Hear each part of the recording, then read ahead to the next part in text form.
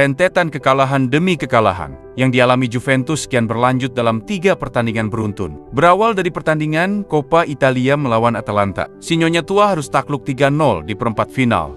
Kemudian di Serie A, Juventus versus Lazio harus adil berbagi angka dengan skor 2-2. Ini bukan sekedar keruntuhan, melainkan kehilangan marwahnya sebagai juara Italia yang pernah menguasai panggung Serie A selama 10 musim berturut-turut.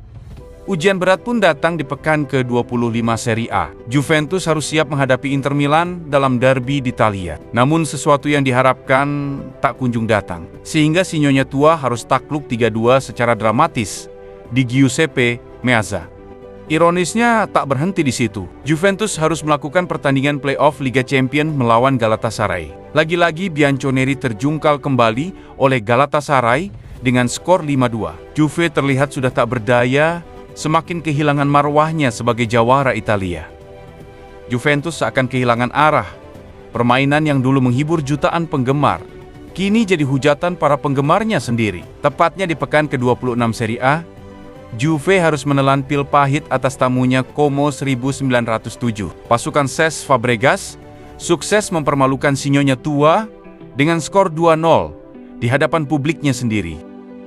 Pertandingan Juventus versus Como yang tidak bisa dimanfaatkan oleh Bianconeri yang bermain di publik sendiri. Justru Juve tertinggal lebih dulu atas Como pada menit ke-11. Berawal dari Anastasios Doufikas yang menguasai bola dan mengoper kepada Merjim Voivoda di sisi kanan yang melepaskan tembakan kaki kiri. Dari jarak 18 meter, Michel Di Gregorio tidak dapat mencegah bola yang masuk ke gawang. Como kini hanya berselisih 1 poin dengan Juventus. Hasil ini membuat Juve dalam 5 laga beruntun di semua kompetisi. 3 diantaranya di Serie A tanpa kemenangan. Bahkan telah mengundang ejekan dari penggemar mereka sendiri. Kemenangan sebetulnya bisa mengangkat Juve ke posisi 4 besar klasemen dengan menggeser Napoli. Tetapi mereka tetap menempati peringkat 5 dengan 46 poin.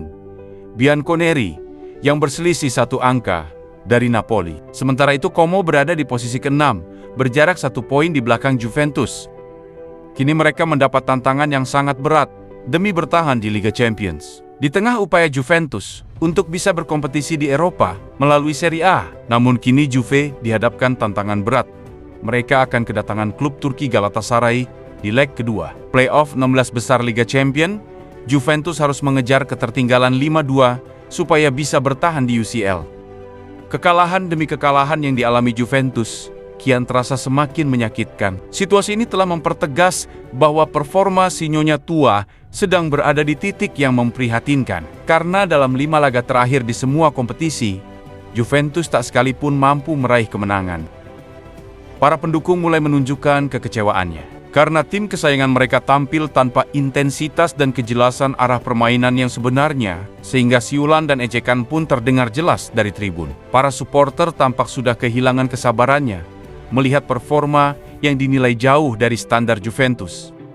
Kekalahan dari Como telah menjadi noda besar bagi Juventus musim ini. Sebelumnya, mereka masih bisa berdalih soal kartu merah saat kalah dari Inter Milan dan Galatasaray. Tetapi, ketika berhadapan dengan Como, tak ada alasan lagi yang serupa.